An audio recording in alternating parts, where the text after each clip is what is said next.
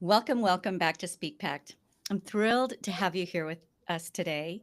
And we have a soldier in the house. I am just looking so forward to diving into his journey from being a Navy SEAL, putting his life on the line for us, to now getting on stages and putting his voice out there to share some of his experiences and the things that he's created out of that experience. So, welcome, Philip, to the Thanks, stage. A. Great to be here. So this is Philip Kuntz, and I will read some of your background, but you've got a very interesting career. It's gone into some different directions. So you are a Navy SEAL, a combat veteran, but you're also a keynote speaker and you own Karambit, a knife company. So we're going to talk a little bit about that. You're a business coach and author and really a sought after voice in your space. So take me on your journey. First of all, were you a young kid that didn't know what to do with his life? So you went into Navy SEAL, or was that something you knew you wanted to do? Yeah, I think growing up, I was that kid that was just on the go all the time. Just go, go, go, and real funny story. Even from the time that I was a toddler, my mom would say I was like in my crib, and it was time for me to go to sleep. And away I might fall asleep like immediately, and I'd wake up and I'd start jumping in my crib and biting on the bar, and just jumping and biting. And it's like, come on, get me out of here. So I think that's a pretty good depiction of me. I tried to fit in the corporate world, so I started swimming competitively when I was 12. Did a lot of sports before that, but for whatever reason, I was one of the most extroverted people on the planet, and somehow swimming stuck, right? Like in my head, most introverted sport that there could possibly be. So I swam competitively through high school into college, and then I was like, let me follow the traditional route. So my undergrad, I have my bachelor's in marketing and statistics, was in corporate America for a little while, and I'm like, I was in my early 20s at this time, and it just wasn't for me. It just was not for me. I was kind of stuck in this cubicle, right, all the time. Any of you have watched Office Space? That was totally me, with the TPS reports, showing up with a business suit and tie, and it was, it's great for a lot of people. It just wasn't for me in that season of my life. So I I tried corporate America for probably 7 months, 8 months, and then decided, you know what, I'm definitely not getting any younger. And I really had the perspective at that time, and I'm really glad that I did, that I could almost see what life would look like in my mid 40s if I stayed on that path. And I thought, that there's not a lot of satisfaction there. There's not a lot of purpose there. And I'm very patriotic, and a lot of people are surprised to know that in my immediate family, I don't have anyone who's served in the military. Wow. And so for me, I was like, I'm on the go a lot. I want to really push myself. I really want to live for a higher purpose, and have a lot of my values kind of tied into what I do on a daily basis. So I decided to join the Navy with the water and the swimming part that made sense. And of course, with the Navy Special Forces, Naval Special Forces, that's the SEALs. So from there, I know that you had a bit of a journey that actually even led you to seminary in Colorado. And so the leadership training that you received through, obviously through the military, and then also through seminary, did you see some bridges between the two, or did you get completely different? Did you glean completely different things? Like, did you see some parallels in those two sides of leadership training? I did, and people are kind of scratching their heads when they figure out that I was a pastor. After I got out of the military, I was a contractor after that for a little while, and then was a pastor for about 4 years at the Vineyard Church as a community life pastor. And even today, when people are like, "Wait a minute, hold on a second," kind of like a head tilt, right, scratching their head, like, Phil, how in the world did you go from a Navy SEAL to a pastor? Right? I actually had one of my friends that said that's like going from a stripper to a nun. Which, yeah, is super I funny. wouldn't have said that, but you said That's it, so right. it's all good. No, I've heard it all, trust me. But, it makes sense to me that God moved me from the physical fight to the spiritual fight. And, Mm, between you and me, the battle for our souls and for our eternity is far more costly than any fight that we would experience here in the terrestrial world, right here on this earth and in this lifetime. So it really made a lot of sense to me. And I've seen some really dark places and seen some evilness, evil people, evilness in the world. And I believe that I get spiritual warfare kind of on a whole new level, especially since I've stared evil in the face. And it's something that I think is a tool of the enemy. Not to get too distracted with this down the rabbit trail, but I think a lot of times in our Western culture, the enemy tries to convince people that like angels and demons and this spiritual kind of stuff, like it's all a bunch of hocus pocus. It really doesn't, it's not really real. And that's a brilliant tactic actually from the enemy. You go over to Africa or to other third world nations or anywhere around the world, and you ask them, "Hey, is the spirit? Are there such things, angels and demons, a spiritual realm? You see this?" And they're like, "Oh yeah, like we see this all the time. Possessions and different things like that." So it's so for me, it made a lot of sense. Just the spiritual warfare, the spiritual armor that God gives us, how to fight and push against that. And it's really been, since I've been out, one of the things I've clung to as part of my identity, as a part of my purpose in life, again, is to help advance God's kingdom and really push back against that darkness here in the United States. Okay. Well, thank you for your service in all of those areas because we need them. And when it really comes down to it, it's about who is Philip Kuntz, right? What are his values? Does he believe in country? Does he believe in family? Does he believe in what's right and what's good? Right? And you fought for that in the different realms that you knew how. Mhm. And through that, I know that you faced adversity. You couldn't have not, and you overcame them utilizing these leadership tools that you gained along the journey in the classroom and on the battlefield, literally, right? Yep. Whichever spiritual battlefield or physical battlefield. So tell me about how now that translated into after being a pastor, right? Why did you continue to want to get your voice out there? What are the the things that you were able to accomplish through the power of your voice that you really maybe couldn't do outside of that? Yeah, that's great. I really fell into the public speaking, fell into the keynote, the main stage. I'm not one of the military members that gets out and says, "Hey, everybody, look at me and how awesome I am, and let me stand up here for an hour and tell you all about all my amazing accomplishments." And I tell people all the time, I put my pants on just like everybody else, right? And there's nothing better about me than about anyone else. However, I have been able to leverage faith and leadership on the platform, on the stage, and it's been an amazing time. I've been a public speaker now for over 10 years, and how I fell into it was my dad. My dad was actually my first client. So my father is a financial advisor in Cincinnati, where I was born and raised, and towards the tail end of Denver Seminary, as I was finishing up getting my master's in leadership, he calls me up out of the blue and says, "Hey, I'd love to fly you out here to Cincinnati and present to some of my clients, do a big client appreciation event." And I'm like, "Sure, like whatever, Dad. That just as long as you pay me, right?" And so flew out there. I was nervous. I was like, "Oh my gosh, this is the first time doing this." Standing in front of people, all these eyeballs staring at me, but there was something that made sense about it. There was something that at the end of that presentation, I came to a realization of, I think I could actually do this. I think that this is a unique voice, a unique stage, a unique story where I can really be able to help people on a practical level. So I try to do two things.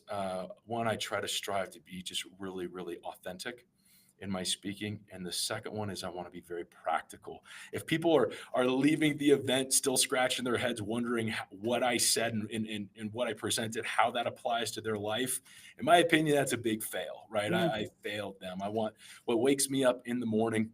Another way to say this is I want to make a positive, lasting impact in the lives of the people who get to hear me, right? On the main stage and podcasts, whatever that might be. So it's been a wild ride, but I never really sought the stage, sought the public speaking kind of platform that I have now, but definitely been blessed by it.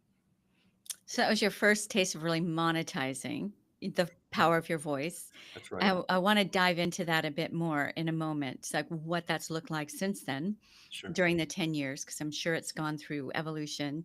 Oh yeah. But first and foremost, what is success for you? When you walk into a room or onto a stage, there's people who maybe have never seen you before or never heard you before.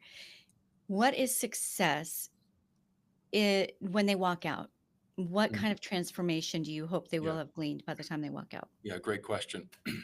My hope is that they've written down or clung to at least just one thing that I've said. And success then to me is them putting that into practice and becoming a better version of themselves. And you've heard that familiar phrase before. So becoming Philip 2.0.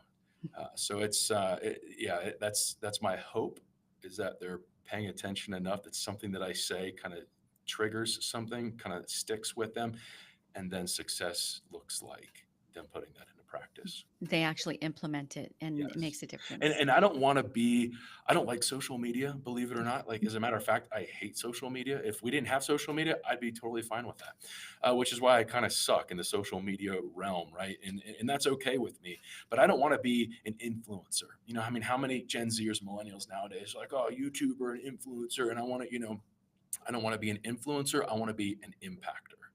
So Mm. there's a big difference there with me. Influencer is rah, rah, rah, feel real good, leave the room, ready to run through a brick wall, and then wake up the next day and fall into the same hurts, habits, and hangups, right? An impact, though, breaks that cycle. An impact really helps people to have that perspective of what I need to do next, some of those next steps to then become a better person and break a lot of those habits, break a lot of the areas of their life where they just feel stuck. I have a feeling you made a good pastor because there's different there's pastors who want to be your legs. They want to be what you stand on. And then there's Mhm, pastors who mhm. want to help you have stronger legs, right? Want Sure, to help you stand sure. stronger. So Yeah, between your service to the country and your service to those people who are really kind of seeking a deeper understanding on a spiritual level, yep, I yep. that's probably the one problem. We won't go down this road a whole lot. That because I at one point was in full time ministry myself, and one of the biggest problems that I had with the whole way that is kind of set up is the dependency goes in the wrong places. Mhm, I think I think mhm. that we were meant to be strong, and I love that you're bringing that to the Yeah. table. It's the age old, I'd rather teach someone how to fish than just give them a fish every day, right? Yeah, And I would tell people all the time, I say, "Look, even as your pastor, please, the worst thing you can do is to put me on a pedestal, because I am a human being and I am fallible and I make mistakes. And as soon as people put pastors or spiritual leaders on this pedestal and elevate them, and then they watch them fail, and they watch them sometimes crash and burn, they have a very it's very easy then to get to go down that road of then almost blaming God. It's like, oh, this disappointment in this leader, this disappointment in this pastor, spiritual leader. And if something happens and you get hurt specifically by them, a lot of times they personalize that, and then they turn that, almost project that towards God. And God's like, that didn't have anything to do with me. That's free will. That's agency. Like, that's just yes. man's man being men and women. That's just humanity's fallen state. So yeah. Well, and there's a through line in that. I think in human nature, we just want to be given the answers and be pointed in the right direction and have somebody kind of hold our hands. That's our first instinct until we realize, no, this is a journey. I can only travel alone, right? Yeah. This is my journey. I get to pick who's on the journey. I get to pick the choices I make. And I think that if the average person, especially young people, can understand there's no thought leader, there's no athlete, there's no pastor, there's no icon, there's no politician that's going to save the day. It's you and me. Yep. and we've got to have our strong legs, and we have to have our strong voices, which is my space, Mhm. right? And step into it, because Mhm. only we can, and collectively we can make that bigger impact and that bigger difference. So Mhm. what a powerful message. So, Yeah. so good. So let's talk money. All So you right. got that first check from your dad's company. It Um, wasn't much, by the way. But but it it was was something. the light, right? It was that That's right. it ignited Yep. something in you. Yeah. So Yeah. take us Yeah. from there. Yeah, so I think in the beginning of my speaking career, and I would suggest and give this advice to anyone who wants to be a speaker, have their voice out there. I did a lot of free engagements, right? So I was showed up to like nursing homes, showed up to the Rotary clubs, showed up to the VFW, and I'm like, Great. let me just share my story. Let me get this out there. And the more I would practice, the more I felt comfortable. The more I'm like, okay, I need to tweak this, tweak that, So I was really able to really formulate my voice, if you will, really able to just kind of tweak my presentation style. Like, oh, let me add some humor in here. Let me tell this story this way, that sort of thing. So just little minor tweaks here and there to really help me to capture the audience and keep them engaged. But I was a lot there, so I did a lot of free gigs. I did a lot of free speaking engagements where I just came in and practiced, and Well, it's it's a that's brilliant hard. strategy. Oh, go ahead. Sorry.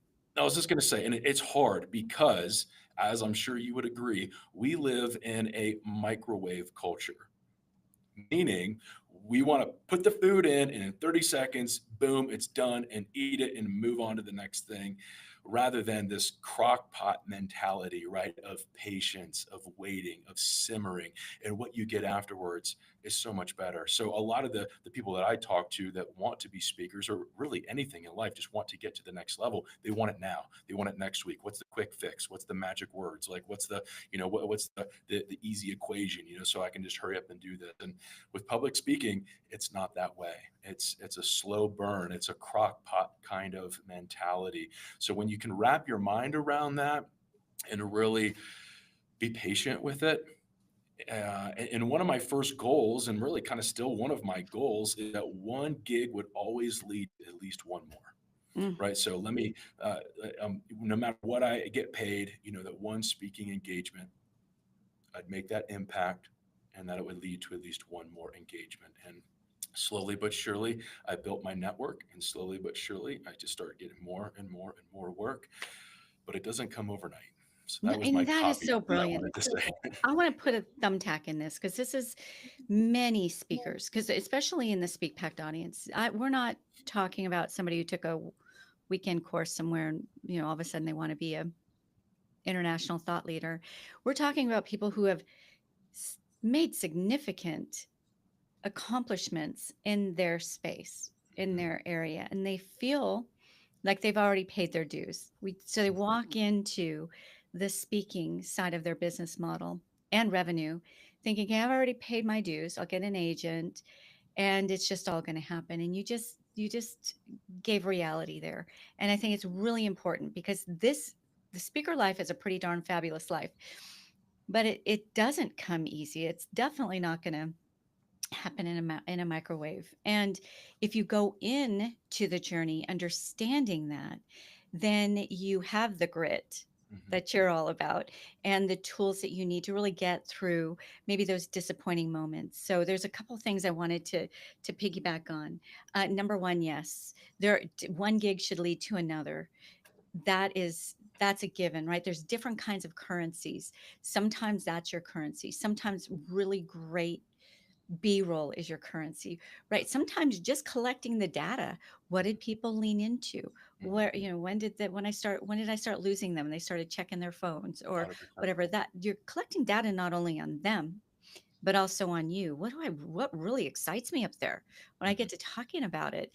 And I really do feel like I'm making a difference. mhm, So when so as an agent in an agency, m- I don't have any dissatisfied clients except the ones that give up too soon. Mhm. They're not in it for that longer haul. Mhm. And that's what it takes. And if you can just stick it out, Mhm. keep getting your voice Yep. out there, it's Yep. going to happen. So somehow you had that instinct Mhm. early on, and that's the most brilliant strategy. Get your voice out there. Mhm. Just get it out there. Yeah, and I think there's a flip side of that coin too.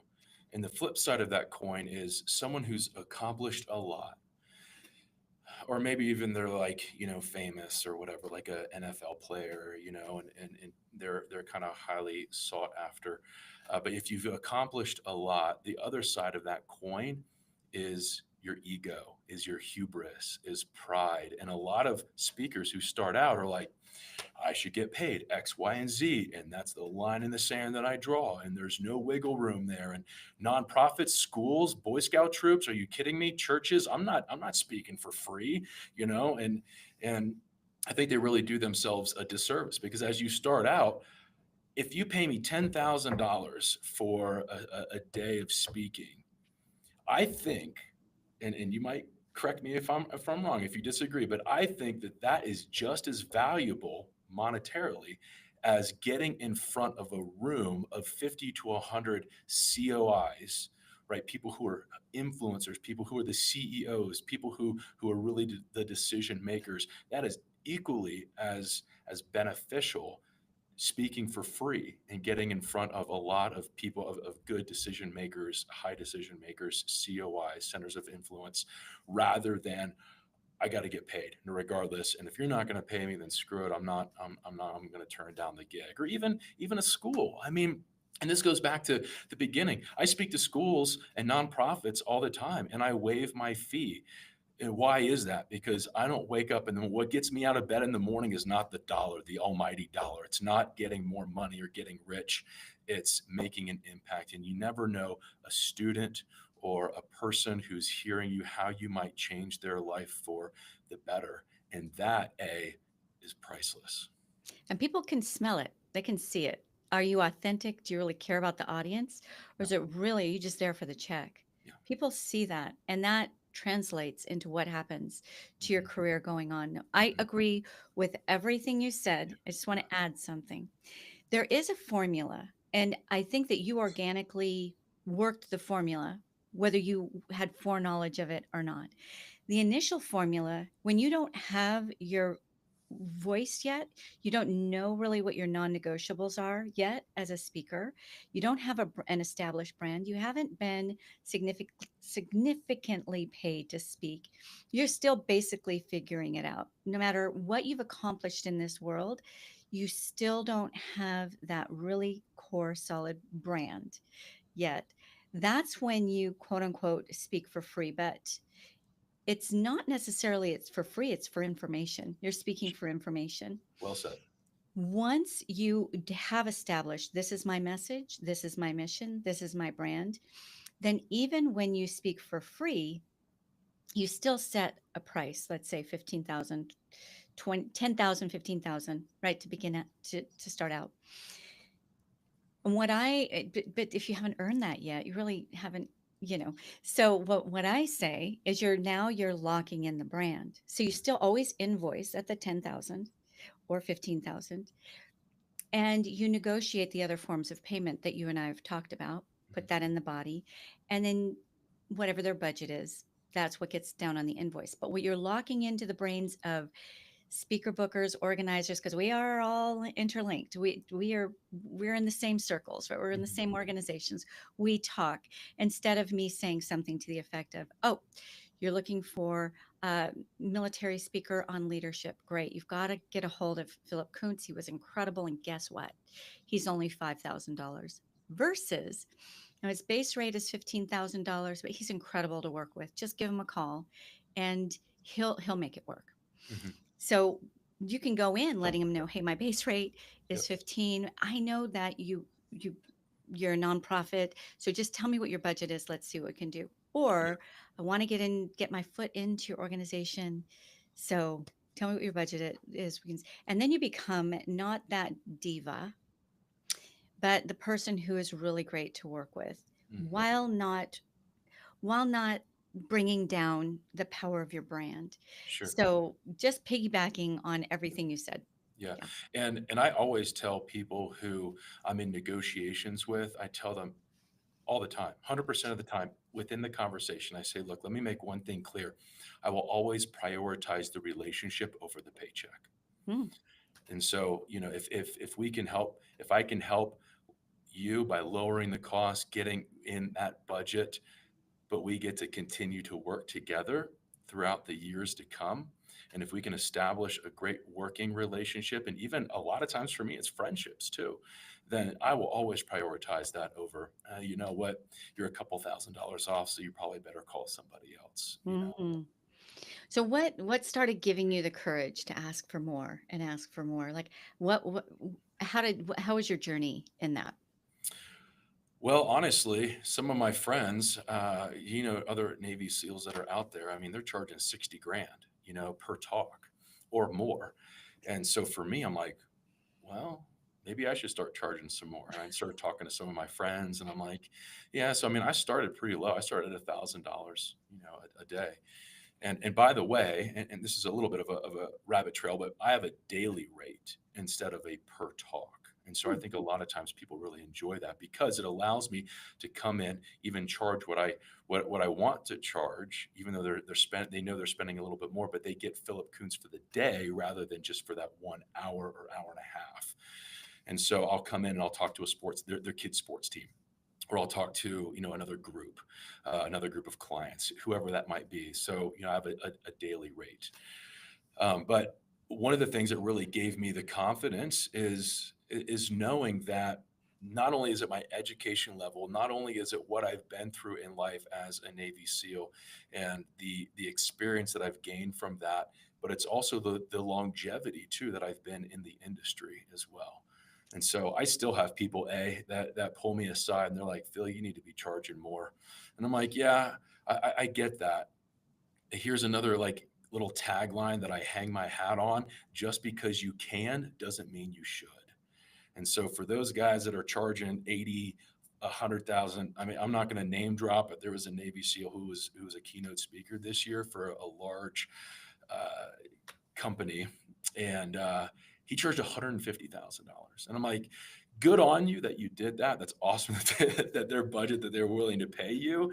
But just because you can doesn't necessarily mean that you should. So you have to kind of hold both of those in balance, right? You do have to put the food on the table. I've got 5 kids, right? I know all about food on the table right now. They're all teenagers.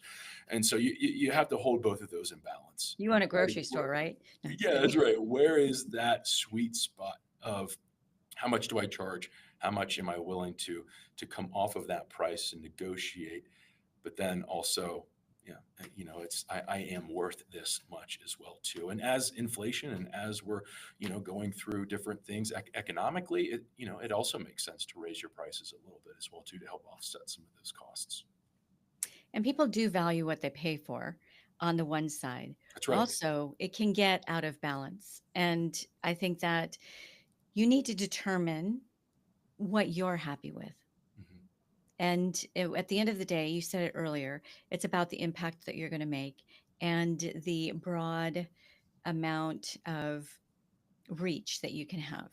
Mhm. Right. And if you're in your golden chair with hanging your hat on all the I will nots, right? Mhm. I just Mhm. won't. I just won't. Mhm. Then I think that's really going to affect your impact and the experience overall as being a speaker, which is where I was wanting to go next. What has speaking done for kind of have an idea of what it's done for your career and your direction? But what about your lifestyle and then the business that you've built? I know you've got some different things going on, but you have a knife business, which who doesn't want a knife from a Navy SEAL, right? So talk to me about that. Where, I guess, where would your life be without speaking? And where is it because of speaking? Yeah.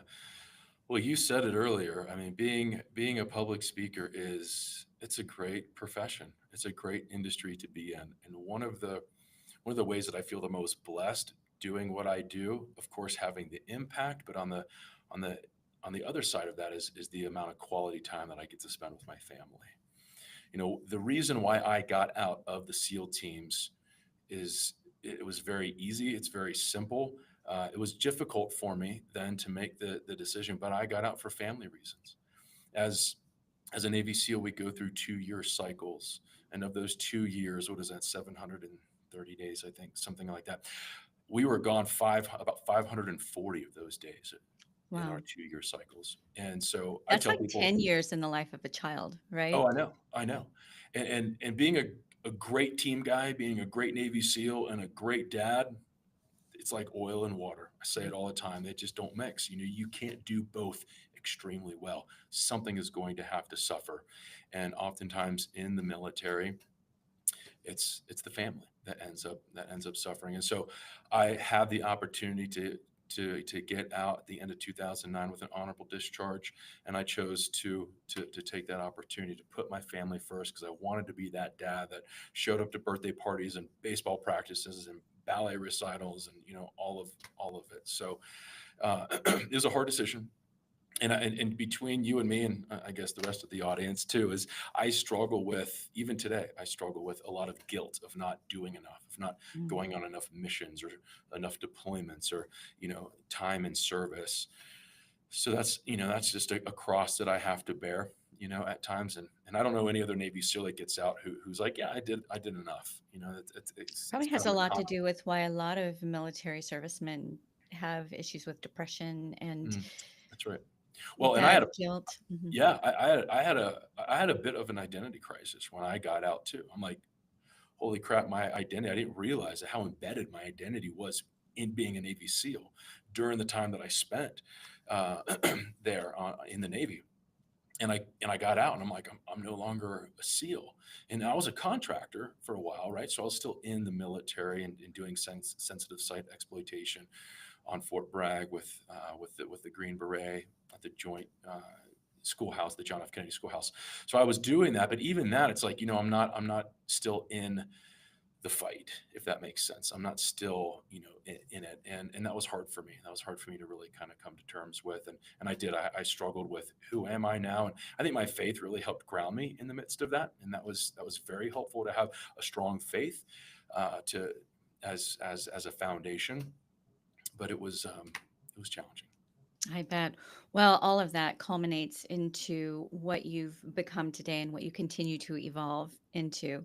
Now you speak on overcoming adversity, on three-dimensional leadership, on living free and fearless, on prepared for the unknown. And those are things that the average of us don't firsthand have the tools and the skills and the, I guess, the tactical ability to approach. Hmm. And so Hmm. we need people with your life experiences to be able to share some of those strategies that you developed Hmm. Hmm. for survival, like you Sure. developed because it had to be developed. Mhm. So tell us a little bit about the knife company. Where does that come in? And by this time, I know a bunch of people in our audience wants to know, who is Philip Kuntz and how can they get a hold of you? Yep. So I've got a website. So it's not Philip Kuntz, it's Phil. Okay. Struggled with that because I spell Philip with two L's. So I'm like, I don't want them to put in one L and not be able to find me. So it's philkuntz.com. And it's KOONTZ, philkuntz.com. You can get a hold of me there and email me if you like. So that's how you can get a hold of me. And I'm on Facebook and Instagram and LinkedIn and all that stuff. Again, just, yeah, love social media. So that's how you can get a hold of me. The knife company, that's a really fun story, and I'll keep it fairly brief. So the Karambit, I'm actually wearing one of my business shirts. So the Karambit knife is a knife that I was introduced to while I was on SEAL Team 10. So while I was in the SEAL teams, was introduced to the Karambit knife, started using it. I was a little bit like, okay, I'm not real sure about this, but started using it. I'm like, wow, this is really a great tool and a great tertiary weapon. So that's what I used in the SEAL teams as my tertiary weapon. So as I first started speaking, one of the things that I thought, hey, this could differentiate myself from other speakers is I would bring in my gear with me. Not all of my gear, right? I'd be traveling with 12 suitcases, but a little bit of my gear, my body armor, my helmet, some dummy rounds, to show people what a nine You mil didn't get 5.56. stopped? Right, right. And people ask me that, like, how is the airport not stopping you all the time? But I didn't bring guns. I didn't bring live ammunition. So the airport doesn't care then beyond that point. But I would bring in my H gear and just kind of show them, hey, this is some of the stuff that I used. Well, part of the demonstration was my Karambit knife. And I've got it on me right now. Of course I do. I love it. So Mm. this was the tertiary weapon that I used in the SEAL team. So I would pull this out, explaining about it. And of course, inevitably, men and women were coming up to me afterwards like, Phil, that's a really cool knife. Like, where can I get one of those? So light bulb goes off in my head, and I'm like, wait a minute. I just need to create like a little knife side hustle here, right? So help offset some of my costs, my low fees. So I did start buying 20 Karambit knives at a time, and I would sell them at my gigs. So I'm doing this for about 5 years, and then in August of 2020, the owner of Karambit Tactical Knives calls me up, and he's like, Phil, you've been a great, very valuable, loyal customer over the last 5 years for us. And I just want you to know I'm selling the company. What do you Mm. think? And I was like, wow, what an amazing opportunity. And so I called a few of my friends. I got one of my buddies as a business partner and an investor. And he and I have owned and operated Karambit Tactical Knives for the last 2.5-ish years. And it's an e-commerce business. Navy SEALs don't know anything about e-commerce, right? Pastors don't know anything about it. I'm like, what is this world that I'm about to jump into right now? So we've learned a lot drinking through a fire hose the first year, just inventory issues and everything that you could think of, in balancing the books and really growing an e-commerce business. And so it was really cool. It was really cool. And it's been a wild ride for us. Q4, gotta say, Q4 is our best time of the year. It's our best quarter Oh, I bet. because of Mhm. Christmas, right? So we got a lot of great Christmas deals that are going on right now. So you can find us on karambit.com. So that's And yeah, Karam, like man, bit.com. Karambit. And we'll definitely put those in the show notes. But for those who are just listening and not seeing yeah. your shirt, well, that is a beautiful, actually perfect illustration of a different kind of currency, right? The currency of opportunity. And Mhm. really, there's nothing like speaking for the currency of opportunity. You already talked about how one opportunity leads to others. You already talked about the friendships that you gain that you may not have ever come across had you not been on those stages. Mhm. Mhm. And now a whole company just by your demo thing that went along with your story, Right. right? Well, first of all, it's perfectly related to your brand, to the Yep. brand of who Yep. Philip Kuntz is, Yep. but also it's a useful item for people to have in their lives. Oh yeah. And Yeah. When a lot of people look at it and they're like, oh my gosh, like that's terrifying. Like, look at it this. is pretty Knife. terrifying. It looks like a bear claw, right? Or like a raptor claw. Like, oh my gosh. And I'm like, well, it's just like anything else. I'm opening up boxes and cutting food. And I was just separating my kids' Legos the other day, right? They had two Lego pieces that were stuck together. Like, Dad, can we have your Karambit? And you pop it out. So it's a great everyday carry, EDC. That's what we say in the knife world. So it's a great, very practical tool, but then it's also great for self-defense as well too. And we've got videos upon videos of self-defense and how you can use it. And we even have trainers, right? So you can buy one and buy a trainer and not worry about cutting yourself or stabbing yourself. So, but it is. I think it's just one of those life skills, like changing a tire, changing the oil, learning how to drive a stick shift, different things. It's like, it's good just to have good awareness with a blade, and to feel comfortable with one, especially in the direction of our world right now and where we're Right. going. I'm just saying, yeah, yeah, Well, I love the journey from being a serviceman to then being a pastor to being a corporate guy. I don't know if I'm getting the order right, corporate pastor, anyway, and now being a CEO, not only of this company, Karambit, but also Philip Kuntz. When you are a speaker, do you become a brand? You almost become like a separate entity of yourself, right? So that is another brand that you're managing as you're getting your voice out there, and with that comes a whole lot of responsibility. You Can you speak to the business side of speaking? If you were not treating the brand of Philip Kuntz as a business brand, do you feel like you would be where you are today? That's a great question. My short answer is no. You want to continually build those two things.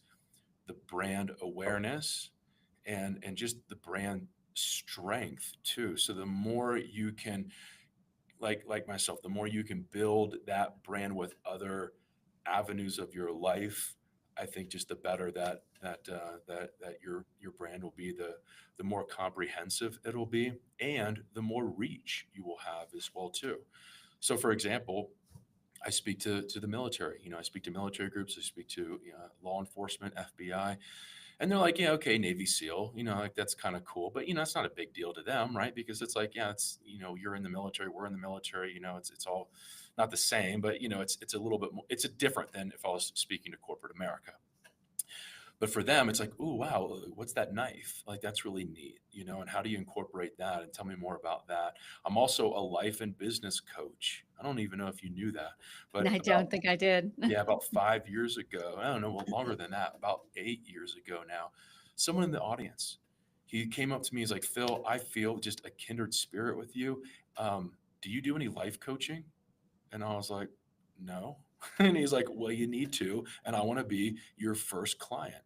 And really thankful for Wyatt. And through that, I've developed just a life coaching and executive business coaching model where, again, I'm able to meet with people, obviously on a one-on-one. Again, there's that crock pot versus microwave mentality. I don't do like big, huge group coaching sessions. It's one-on-one. It's like, let's go deep and let's really like simmer. Let's really figure out like what's going on and spend some time. And it's mental, emotional, spiritual, physical, financial. That's what I love about it, because it's almost like being a paid pastor, right? Of being a pastor again, and just not necessarily counseling, but again, giving people tips. So anyways, all that to say, life and business coach as well too. I've allowed that to strengthen my brand, just to give me more opportunities to help people and to make more money as well too. Well, it goes back to the opportunity currency, Mhm. right? Had you not been on that stage, Yep, Wyatt may not have never knew that there were strategies to deal with some of the things that he was wanting to accomplish in his life. that's right. And Yep. So I, looking for go ahead. opportunities to build the brand, right? The Yeah. better you can build the brand, the I think the more successful that you'll be. And I don't really want to be a household name. It's like, oh, Phil, do you want to be famous? No, not really. Not, in all Want to be honesty. effective. Yeah, yeah, and that goes back to that influencer versus the impactor. Okay. One thing though, so there's being effective, there's being really good at what you do, and prospering at what you do. And in my book, you want to be prosperous enough to need some tax write offs. And for that reason, you spoke earlier about giving of your talk to certain educational institutions, maybe some nonprofits. If you're starving, it's harder to do that. If Yeah, you need the tax write-offs, it's a whole lot more to be pretty generous. It's a whole lot easier to be pretty generous in that area. And I don't know why people are afraid of saying that they are doing pretty darn well financially with the power of their voice. There is nothing wrong with that. That is your brand, that's your tool, that's your business. And the better you do, the more good you do, the more good you get to do. And invoice them. I mean, the way we deal with it is we invoice just like everybody else. But if it's pro bono, it's shown on the invoice at the end, and that is certainly a tax write-off. I know that's not the reason why you do that, but it's a good reason to. I mean, it's a good. It's a good solution to a really good problem that you're doing so well that you need to give away of yourself, or it's going to go to the government, yeah, right, right. and we just love Well, how they spend. yeah, that's right. And a very practical example of what you just said. So I'm an author, and by the way, this goes back to building your brand, right? One of the first things that I was told when I first started the speaking business is you got to write a book, write a book, write a book, write a book. And I had just gotten done with my master's program, and I'm like, I don't want to write another page of anything, right? So, but I was like, all right, I got to suck it up. I got to do it. So I wrote a book. So that's to the side, but I was just ordered some author copies of 500 author copies through Amazon. 279 of those came back misprinted with a Ah, big white line on the ah, bottom.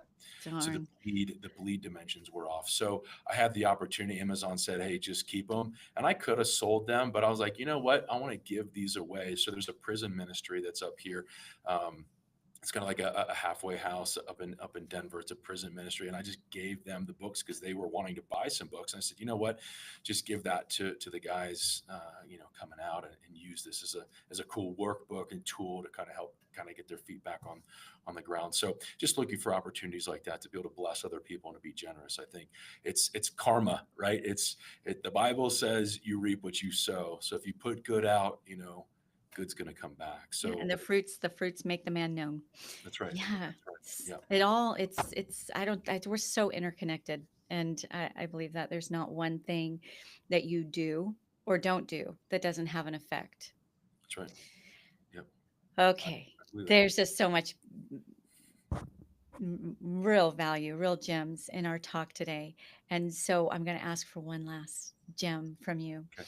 So you know that this show is Speak Pact, and we are each on our collective journey to make the greatest impact in this world that we can. Mhm. In my world, that's through the power of your voice. There's a lot of different ways to get that done.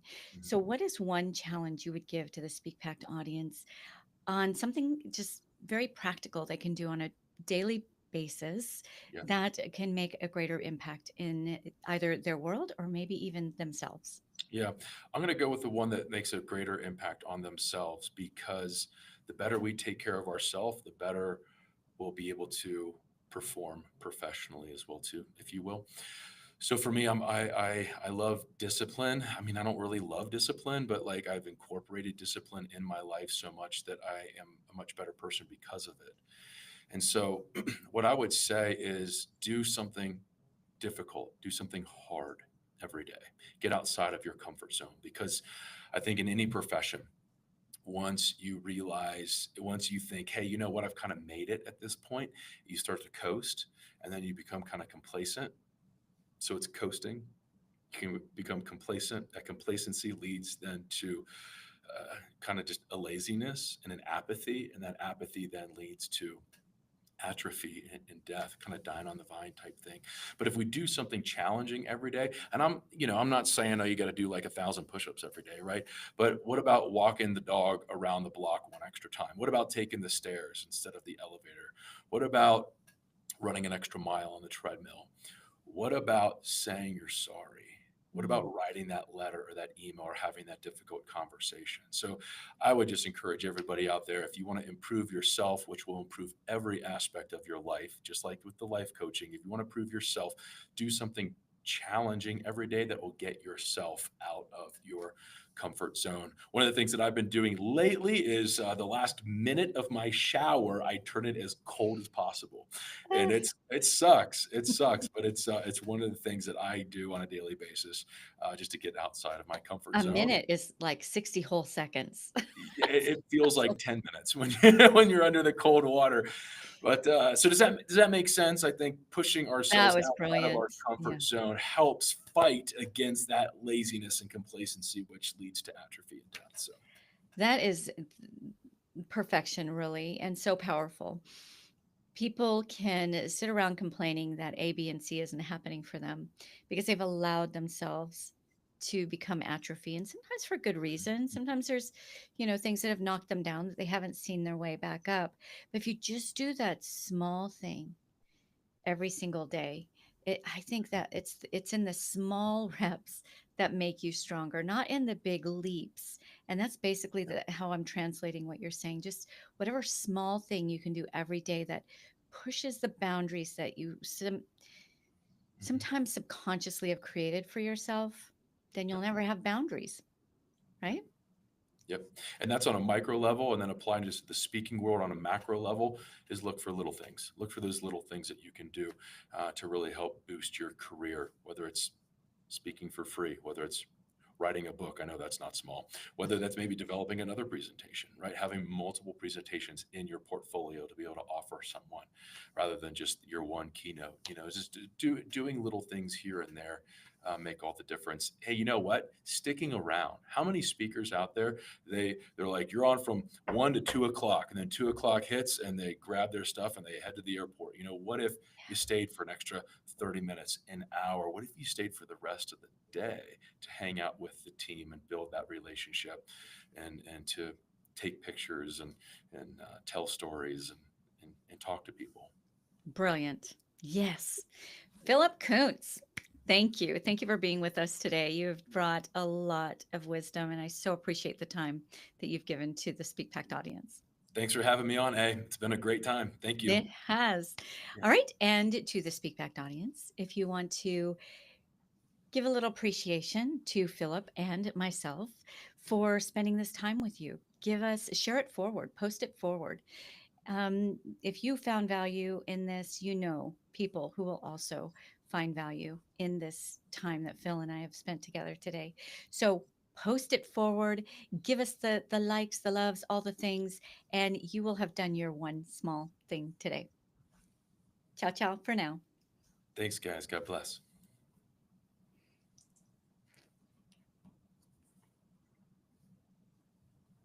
Okay. We went